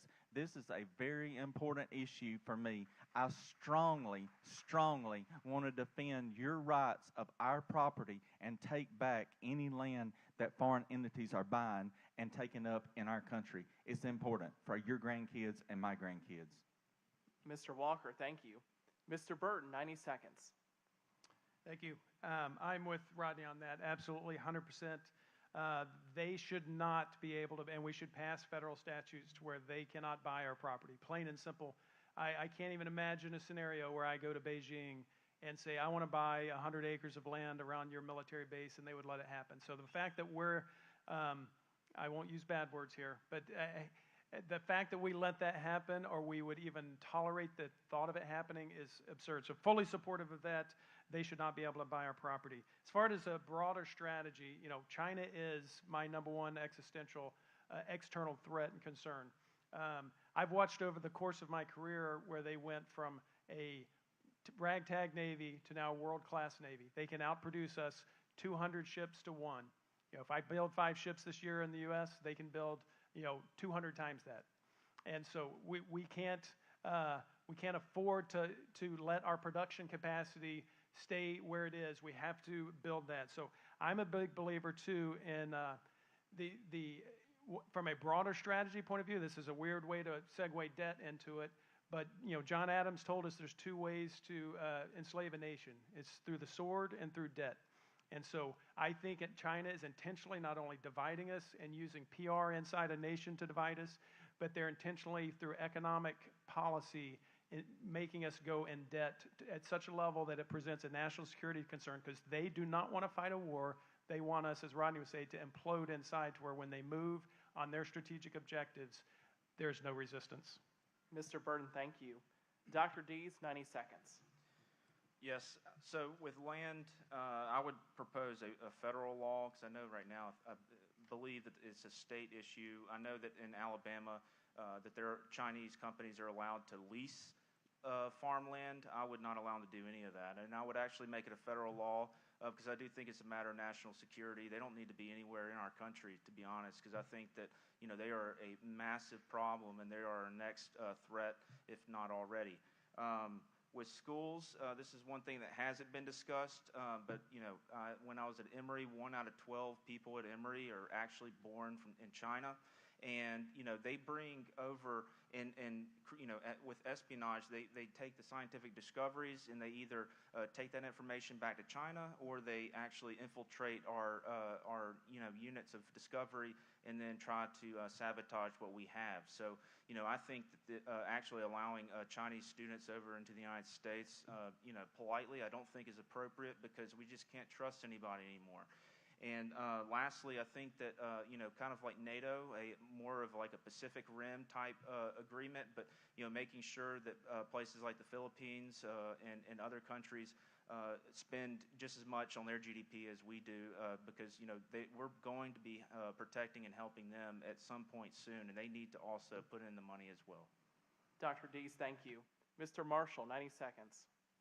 If we didn't realize it before COVID, we obviously know it now, is that China is our greatest economic and military threat to this nation, bar none. And we need to do everything within our power to minimize that threat, both militarily and economically. There is some limited federal authority on the books right now relating to information involving those who have purchased from China land in our country. But yet we've seen both Brooke Rollins and Pete Hegseth have to enter into MOU to enhance the capability of sharing that information in a way that we can do something about it. We need to memorialize that agreement into law to allow for the free sharing of information among federal agencies to deal with what is not only the military threat, but also one of food safety and security. Rodney's already talked about the numbers. And if you want to look at ways in which we can be impacted in this country, food security is chief among them. We also need to understand that we have to be able to engage in fair trade with China and other countries and draw manufacturing back into the United States. COVID taught us that we don't have the ability or capability to provide for all of our needs in the event of a crisis. That cannot and should have not happen to the greatest nation in the world, and we have to continue to support President Trump's policies on trade that makes China a fair trading partner. Mr. Marshall, thank you. We'll now move on to the topic of rural health care. Senator Marsha Blackburn and Congressman David Kustoff have introduced bipartisan legislation, the Rural Health Innovation Act and the Rural American Health Corps Act, aimed at expanding access to quality health care in rural communities, preventing rural hospital closures, and ensuring fair Medicare reimbursement rates. Do you support this legislation? What additional steps, if any, would you take to address the growing healthcare access crisis in rural America? And we'll start with Mr. Burton. You have 90 seconds. All right, thanks, Cameron. This one's a very, very challenging subject. I would have to look at the details of that act. I'm not going to sit here and say I would support it. The concepts and the principles sounds like I would support, but I'm not going to sit here and say with certainty I know everything in that legislation, so I'm not going to say yes or no. That being said, it is a real problem. I grew up on a small farm in Marshall County. That is a real crisis. I hear it all over the state. We're dealing with that in the mergers, the monopolies, and everything else. So healthcare itself is a big deal. What we have to do, though, is realize that no amount of money is ever going to solve healthcare. We can't have that panacea in our mind that if we just throw enough money at it, we're gonna be okay. Now, we need to do things to shore up through telehealth, virtual health, and actually incentivizing those hospitals and properly paying rural hospitals, even at a premium sometimes, to keep them open and accessible for the public in those areas. But we have to, as a nation, and this is a bigger healthcare discussion, we have to realize that we need to bring economic prosperity and we need to bring financial prosperity even to the rural parts, because that's how you start a healthy life. We need to start getting left of healthcare, i.e. the doctor system, and make sure good families have good incomes with good food, because what we put in our bodies matters. And we can't just rely on the healthcare system to fix everything. We got to make it a whole system that makes those rural communities strong and healthy. Mr. Burton, thank you. Dr. Dees, 90 seconds. Yes, and I talked about this earlier, but the all-payer insurance system, Medicare, private insurance, you name it, all of them, they all should, the reimbursement for a heart surgery or the reimbursement for an echo. For instance, right now, you get reimbursed $900 for an echo at a rural hospital, and then UAB gets paid $2,700. And they get to benefit from that, UAB does, because these rural hospitals aren't able to keep their balance sheet where it should be, and then their ERs close. So the thing is, though, is how are you going to get past that? Well, first, somebody like me, I don't take money from Blue Cross Blue Shield or anything else. It's important because I actually can go in there and work with the people on the federal level and on the state level to create a system where we are protecting the rural hospitals, and that's very important, and that's something that Blue Cross Blue Shield will never let anyone do if they're paying them on their bankroll. Also, in terms of having doctors in every county, I think that's something very important. I have a relationship with a lot of the medical schools here in the South. And Lamar County, for instance, doesn't have an MD. I think it's very important to have a doctor in each county, and that's something that I can also bring to the table. So thank you. Dr. Dees, thank you. Mr. Marshall, 90 seconds. Yeah, Cameron, I can't speak to the specific legislation. I've not read it, but what I can speak is more broadly to the issue.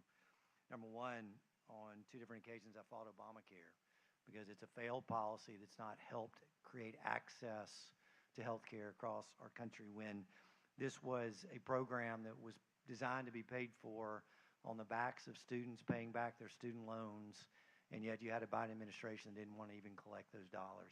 It's a failed policy that didn't work. We need to have greater transparency in drug pricing. We need to be able to attack the question of allowing the market to be able to work for insurance purposes, to allow for interstate competition among insurance companies, and to be able to allow for the market to drive dollars in a way that reduces the cost to the individual insurance holder. We need to quit paying tax credits to insurance companies and instead drive those dollars into the hands of taxpayers to be able to allow them to have greater decision-making authority about health insurance coverage that they're seeking that otherwise isn't paid for their employers. And then finally, and it's a little bit ancillary, but we need to continue the workforce development and drive individuals, young people, into the healthcare field.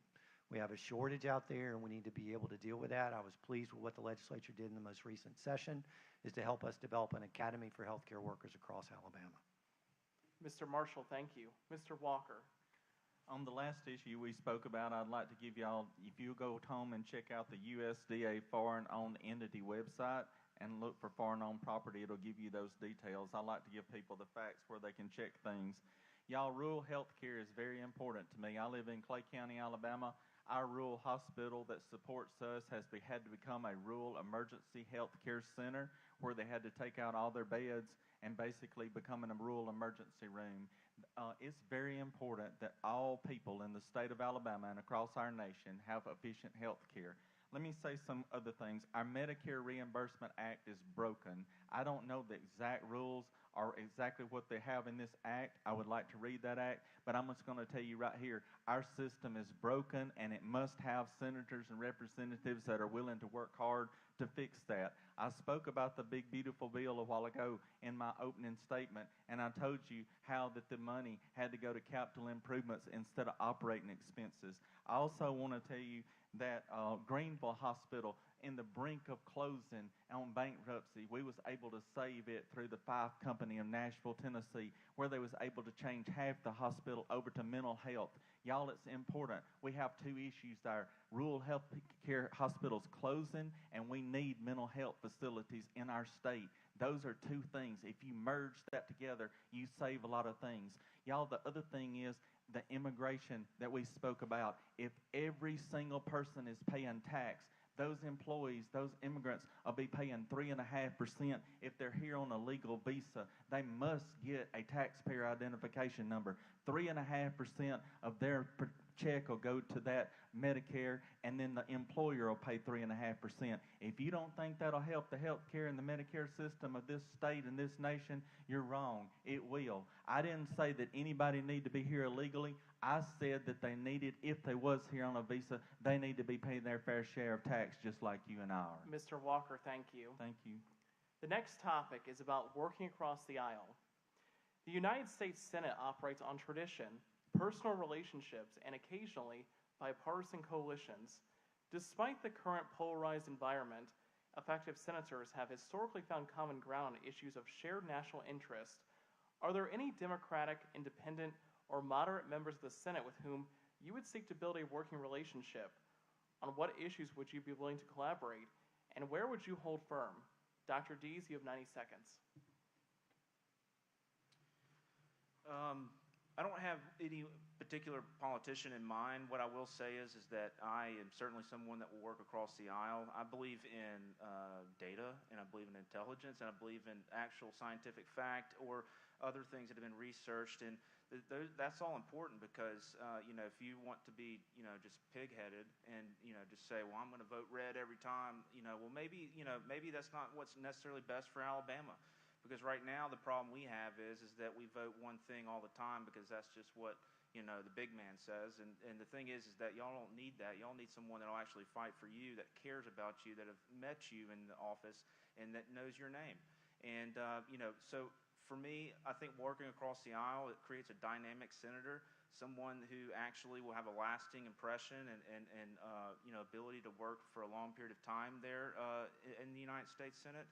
And someone who can't get along with the other side or even in the middle is, someone that's not going to be there that long. So, Dr. Dees, thank you. Mr. Marshall, 90 seconds.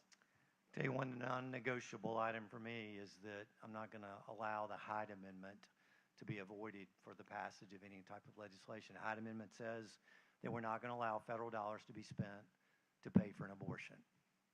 Lockstep, that's something that will be hard and fast for me and is a non-negotiable item moving forward.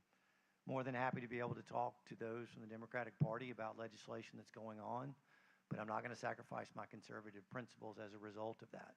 There should be the ability to find common ground on multiple issues, but at the same time, If it's contrary to the values of the state, if it's contrary to the principles from which the people of Alabama send me the United States Senate, that's not something I'm going to sacrifice, and that's not something I'm going to change. I'm going to be a conservative warrior in D.C., fight for things that matter to the people of Alabama, just as I've done as your Attorney General. Mr. Marshall, thank you. Mr. Walker, 90 seconds. So as a businessman, I want you to know I spent my life working with all different types of people. That doesn't mean that they was always right. That doesn't mean that they was always wrong. But the most important thing is that I'm willing to listen and understand what other people has to say.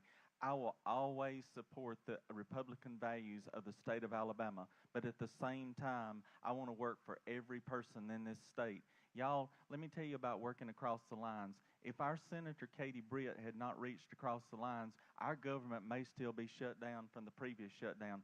Sometimes you have to reach your hand out across that aisle and try to understand what other people have to say.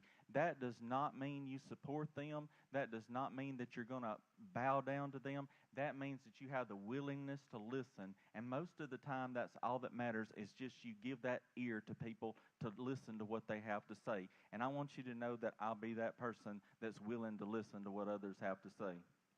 Mr. Walker, thank you. Mr. Burden, you have 90 seconds. Thank you. First of all, I'm not going to name names either. That wouldn't be productive. But what I would tell you is for 30 years, I've been apolitical. Until I entered this race in January, I had never done anything political. I had only cared about the nation, the Constitution, this republic, and the mission that was set before me. I worked with Democrats. I worked with Republicans. I didn't know who they were. They were people. They were fellow citizens. They were fellow sailors. That's what I care about. So I'm not going to get caught up on, stereotypes, taglines, anything like that. If you can work with me, I'm going to work with you, bottom line. So the issues to that part of the question that I think I would readily and hopefully find some partners to work on because they're structural in nature. Our republic depends on them. So I hope that I could find some people to work with on both sides of the aisles, but it's national security is preeminent. If we don't provide for the security of our nation, the first job of the government, nothing else matters. Fiscal discipline, I'm hoping to find some partners there to where we can bring sanity to that because, again, the republic falls apart if we fall apart economically. Term limits, I think there's broad consensus across both aisles that we need to structurally change that in our republic, in our Constitution. And then no budget, no pay. After what we've seen with continuing resolutions year after year after year, I think I could get some partners to put that on the books to where we do not get a cent if we don't deliver you a budget on time September 30th. Mr. Burden, thank you. And we have time for one more question before closing statements. It's about the America First agenda. The America First agenda is a broad policy framework emphasizing American sovereignty, economic nationalism, border security, domestic manufacturing, and a restrained approach to foreign entanglements, and has become the defining philosophy of the current administration and the modern Republican Party. Do you fully support the America First agenda? Are there any elements you would modify or strengthen? And how would you advance this agenda as a U.S. Senator from Alabama? Mr. Marshall, you have 90 seconds. I do support the agenda, and I support it wholeheartedly because I see what we've been able to accomplish with a real leader sitting in the White House. What I want to be able to do is be a partner for Donald Trump in the last 2 years of his administration, to be able to help get policy agenda across the finish line, but yet that doesn't mean the America First agenda is over. It just means that we're just getting started, and we'll look to be able to lead in multiple efforts that continues the progress that we've made now over the last 2 years and the first 4 years of the Trump administration. Mr. Marshall, thank you. Mr. Walker, 90 seconds. So I definitely support the America's First initiative. I want to tell you, the initiative is based on businessmen doing business things. That's what it's based on, and you got to have business leaders to carry that on. 2 more years, President Trump will be serving us as our president. Then you have to have business leaders that can carry on that agenda and strive to carry it for the next, in my opinion, the next 12 years. I want to be that person. Y'all, I want to strengthen border security. You can't go to another country and walk into it. I want to strengthen our economy. You know, I spoke about that through the night here. And then, you know, it's just important to me that we care for each person and that we carry on this agenda that's going on right now. I mean, that's what's important. America first. Just listen to the root of it. America first. That's what I want to do. Mr. Walker, thank you. Mr. Burton, 90 seconds. Thank you. At a high level, of course, I support an American first philosophy and most of the principles. I don't have time to get into nitnoids there, but at the high level, absolutely. So I want to focus on where I think we're getting it wrong. What I would focus on if I were to become your senator. I think we're just absolutely getting it wrong on our discipline and spending. That leads us to a cliff at some point, and I know I've beat that to death tonight, so I won't spend any more time on it, but that is fundamental. And then term limits. I'm coming back to that. The best gift that President Trump could give this nation, this republic, in my opinion, in my humble opinion, is to call on the people of America, because it's a bipartisan issue, to march in the streets of Washington to demand a decentralization of the power in the Congress and the Senate. Since World War II, I don't have time to go through all the stats, but prior to World War II, the average Senate tenure ranged from 3.5 years early in the Republic to 6.5 years around World War II. And then afterwards, it's climbed to 14 years now. That's the average. So average senators doing 3 terms. And then you have 8 that have gone over 40 years in the Senate, and 1 has gone 51 years. So what that is a centralization of power, a control of the agenda, and then they control and spend money beyond belief, and it's all tied. The same curves are tied together. So that's what I would want. You know, if America truly is first, I would want him to leave that as a parting gift of a constitutional amendment to restrict the terms in the Senate and the Congress and the judiciary. Mr. Burton, thank you. And Dr. Dees, 90 seconds. Yes, so absolutely with America First, I think that everyone in this room, whenever we voted for Trump back in 2024, we were big on America First. And, you know, the thing is, though, is that sometimes things get lost. And, you know, for instance, with AIPAC and Israel, you know, I think, again, that, you know, that's not America First. And we have to look for our people first and take care of the people here first and to take care of the rural hospitals first. Those are all first things. Israel first is not my policy.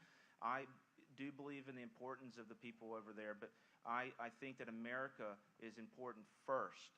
And also, even to dig down deeper, is Alabama first. That hasn't been mentioned yet. Alabama first is important because I think a lot of the times some of our politicians, Tuberville and Britt, they vote on things that actually don't help the people of Alabama, and it just helps their pockets, and somehow, in some way, it buys them a favor down the road. And I think that's inappropriate, and it does happen all the time. I can show you 100 ways they do it. But I want y'all to know that I am Alabama first. I get paid by no one. I accept no PAC money, no special interest money. And the fact that Alabama first is something I've harped on and said 50 times, I mean it. And it's something I'll do for all y'all in here. Thank you. Dr. Dees, thank you. And that was our final question of the night. We'll now have closing statements and begin with Mr. Walker. You have 2 minutes. I want to thank each person for being here tonight. I want to thank each of the people on this panel here tonight. Y'all, I want to be your next United States Senator. I want to serve you, each and every person in this room, and I promise you that I'll do you a good job.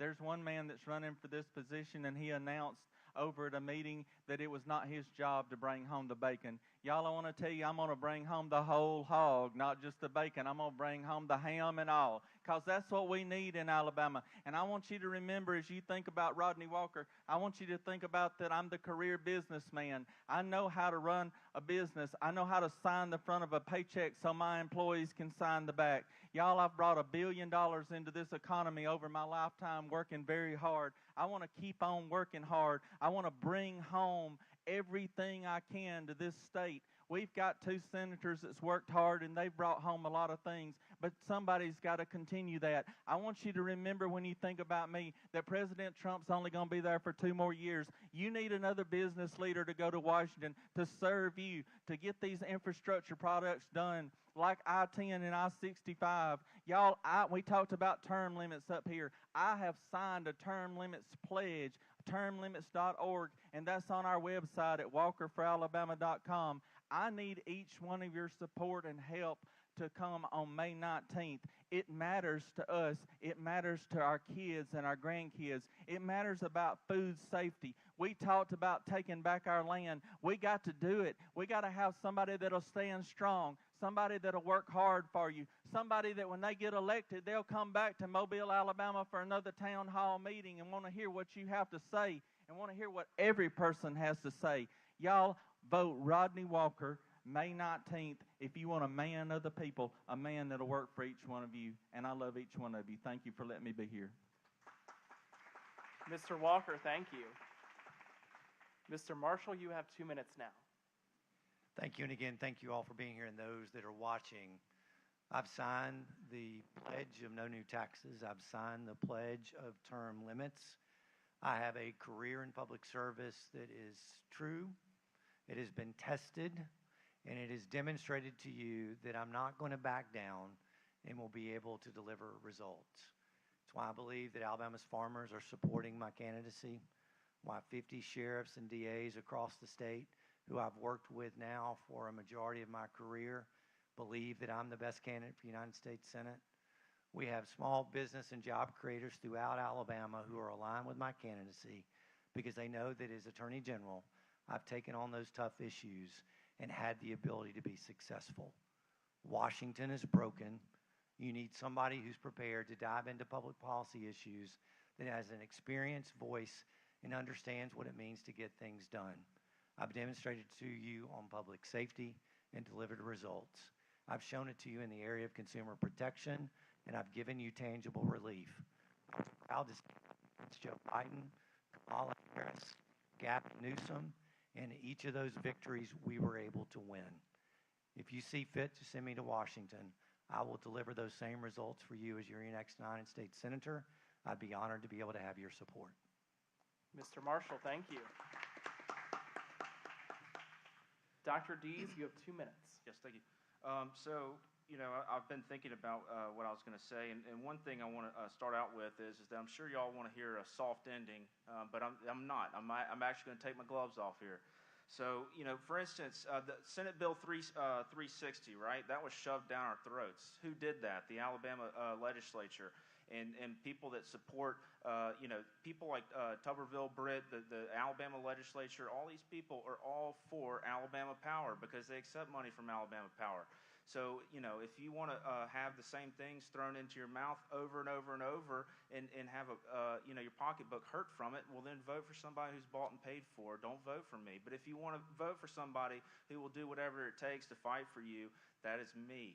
And I am a zero conflict politician. I have zero conflicts of interest, whether that's with, I'm not meeting with any lobbyists. Like I said, that's never been done in the United States Senate. And I will not have PAC money accepted. I will not accept special interest money. I'll accept zero stocks, and my family won't either. And also, I'm a lifelong conservative. Not everybody can say that in this race. I've been a conservative my entire life and a Republican. I was vice president of the Vanderbilt College Republicans over a decade ago, and that's something very important to me. Also, there was a video, Mark Wayne Mullen video of a cage fighter, and that we need another cage fighter sent to Washington. I don't think we need that because he didn't show up here and declined twice to take part in our debate, and I think that's sad. So, it's important that you look at intent, and it's important to listen to the words. It's important to see actions because actions matter, not words, and the guy's not here. So, I want y'all to consider somebody who has zero conflicts and who really wants to protect y'all's pocketbook and serve Alabama. So vote for me, Dr. Dees, May 19th, and I would love y'all's vote. Thank you. Dr. Dees, thank you. And Mr. Burden, you have 2 minutes for your closing statement. All right. Thanks, Cameron. A great job tonight. I appreciate this forum, and to the ACRW, I appreciate it. The way I want to leave tonight is I want you to think about, we've talked a lot about policies, we talked about issues, but to me it's fundamentally about trust, our trust in government, and who is best suited to help restore that trust in government. And, I was, just to follow up to the cage fighter discussion, that is the wrong mindset. We use the term fighter way too loosely. We need deliberate thinkers to go to the Senate. That is meant to be a deliberative body. our most deliberative body, and Federalist 62 even said that it was supposed to be the check on the impulse of sudden and violent passions. So we need people that are thinking ahead, thinking strategically, that have lived strategic lives, dealt with strategy, and what are we going to be dealing with as a nation 10 or 15 years down the road? Think of the AI revolution, the economic transformation that we're having. Why aren't the senators thinking about and bringing the government along to figure out what does that mean for our economy and our civilization here in this republic? So for me, it's about trust. I've worked for you for 30 years. I've been in the most high demanding, high accountability environments operating your nuclear reactors, your nuclear submarines, taking your young men and women around the globe doing amazing missions. So I want you to think through that lens when you sit there and say, okay, who's the best counterpart? Who's the best balance to Senator Britt as she becomes the senior senator in the state? You have some great candidates up here, and so it is your choice as the sovereign citizen to make. Who is that best one for this decade of danger and opportunity? There's certain challenges we're going to face at the national security level and internally. Who has the right, unique set of skills and experience to match her over this coming decade to make sure our republic moves forward and our state moves forward? So that's the lens that I would ask you to look at, and be sure you consider the candidates that don't get all the media attention. I would implore the citizens of the state to do that, and I will close with this. You've trusted me for 30 years. You just didn't know it. So now I just openly ask for your trust to represent you in the United States Senate. Mr. Burton, thank you. And that concludes our debate this evening. On behalf of the Azalea City Republican women, I want to thank all of our candidates here for their time, preparation, and willingness to stand before the audience here and answer some tough questions. Running for office is not easy. It requires sacrifice, courage, and a genuine commitment to public service. And to our audience, take what you heard tonight, continue the conversation, and above all, vote. The primary election, as we've been talking about, will be on May 19th, so coming up in 2 weeks from tomorrow, so it's coming up soon. If you need information about voter registration or polling locations, you can see the volunteers in the lobby. Thank you to everyone tonight, and have a good night.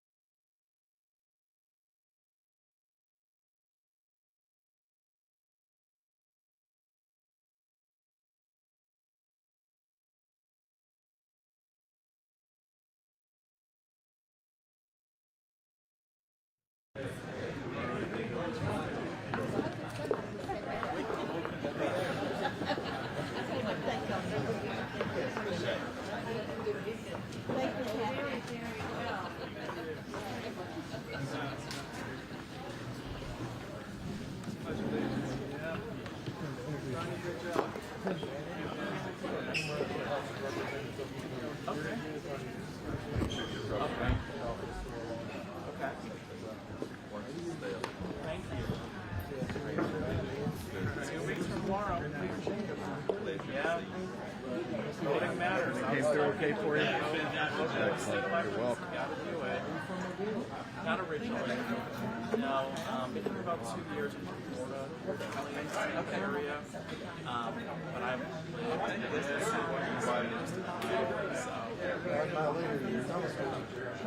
Okay. Okay.